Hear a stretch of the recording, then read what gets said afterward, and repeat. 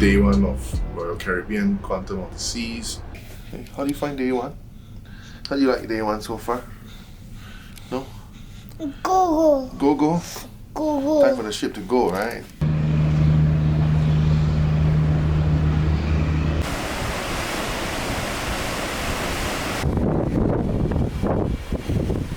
I'm just gonna take the cruise as a chilling, enjoy, eat, swim, enjoy the beautiful sea view, you know. We need all, you know, uninterrupted sea view once in a while. Vitamin C for this trip, so yes.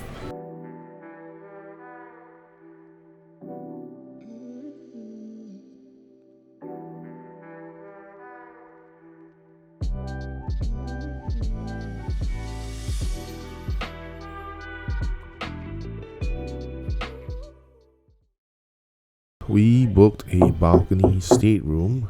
Pretty decent size for a balcony stateroom. It's the most basic room they have available.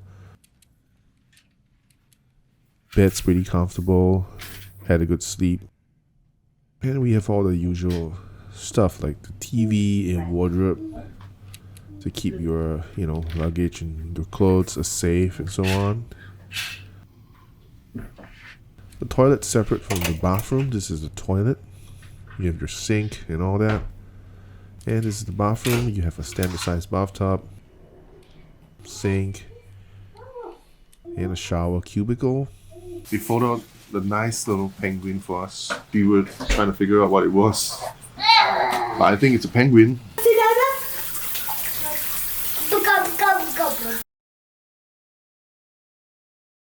The water is so blue, it's almost unreal. It almost looks like a bunch of blue paint. I half expect that if I dip a bucket into the water and pull it out, it'll be full of blue paint. Just look how blue it is. I overheard someone over lunch saying that it'd be nice if we could see some like dolphins or fish. And I have to say I agree with that. The cargo ship, I think, right there. I'll close the door already. Bye-bye. Lights on. Lights off. It's almost lunchtime, so we're gonna head out to grab some lunch. Dada. Go. Say Dada. Say dada, go. Go. High five. High five! Yay! Yay. You wanna go for lunch? We can go to the main dining room. The main dining room has four, right? American Icon Grill, the Grand, Chic, and one more. I forgot.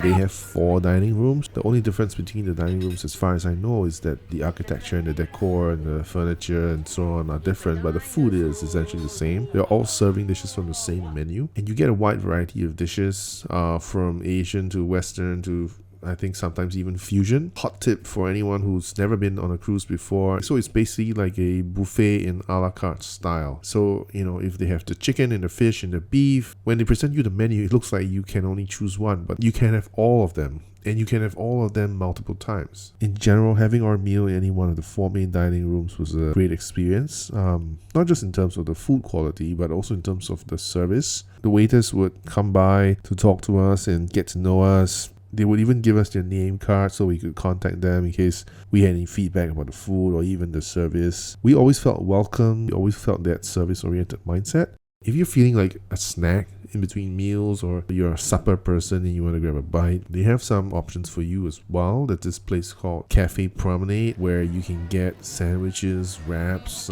small little cakes, hot tea. And if you're into something a little heavier, there's this place called Sorrento's, which is right next to Cafe Promenade. It serves piping hot pizza. The pizza's pretty good. The pool options are actually limited for your kids. What you're seeing here right now is the baby pool. It literally is just one small circle that they carved out on top of the ship. You can see how small it is. And this is for kids who are under 2 years old. It's really small. And for a cruise like this where, there are a lot of families who bring their kids on board and there aren't a lot of activities on a cruise ship for children or for babies, they should have provided a bigger playing area for, children who are under 2 years old. Our kid is actually pretty big. At the time of this cruise, he was about 18 months, so still under 2 years old. And technically, he wasn't allowed in the indoor pool, but because of his size, he could easily pass for like a 2 or 3 year old. So we managed to make use of the indoor pool. You can see him splashing around here, having lots of fun. And you can see this pool is definitely much nicer than the one that you saw earlier. This is the pool that babies should have access to.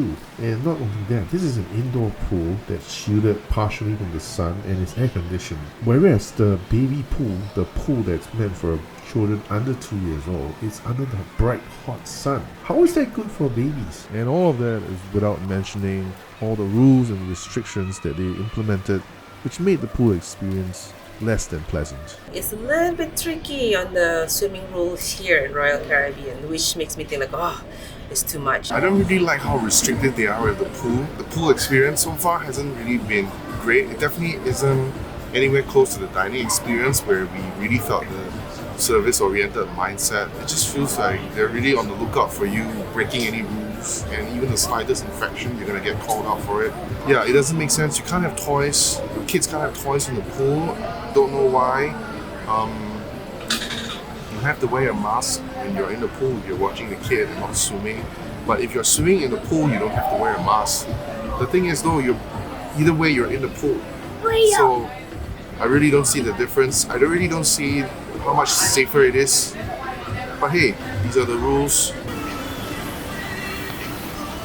It's a pity that people can't use the pool at night because it feels like a missed opportunity almost. So we got to enjoy a live performance by, I don't remember their name anymore. Costumes were fantastic. It's clear that they put a lot of effort into their choreography and their dancing and their coordination.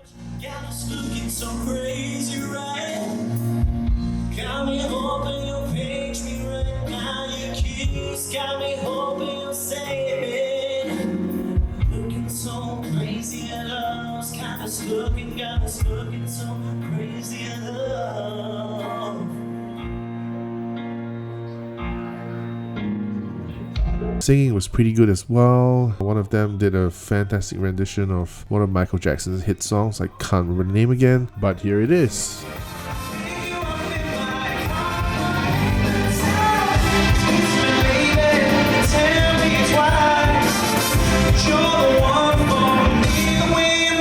We would certainly recommend making time to catch one of these performances if you ever find yourself on board a Quantum of the Seas cruise ship. You don't want to miss it.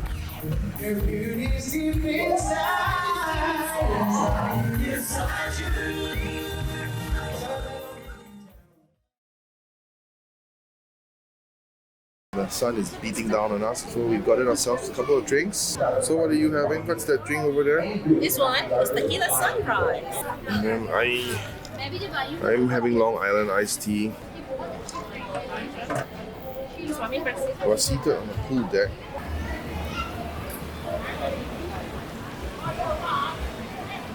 Below me is the pool. Dada. Give high five to Dada. High five. Dada, high five. Dada, high five. Dada, say hi. I'm in the Bionic Bar right now.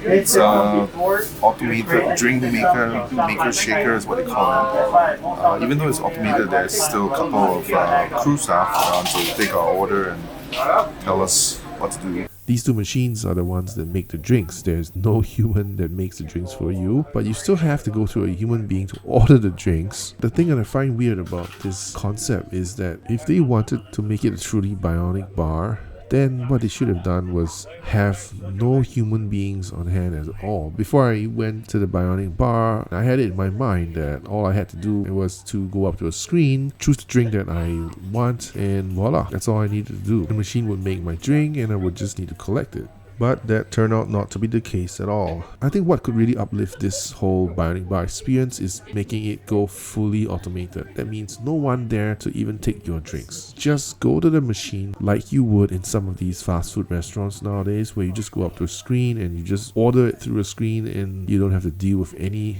humans at all. No human interaction whatsoever. That would truly make it a Bionic Bar. As of now, it doesn't really feel that revolutionary. That said, the drinks were pretty fantastic though. This is Arabian Night. It's orange with gin and a bunch of other stuff. It's really strong. Whoa.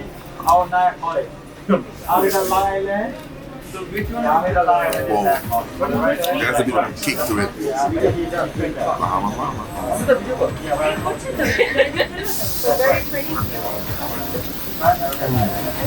They're sweet. And of course, we cannot end this video without showing you the sunset view from the ship. It was simply majestic.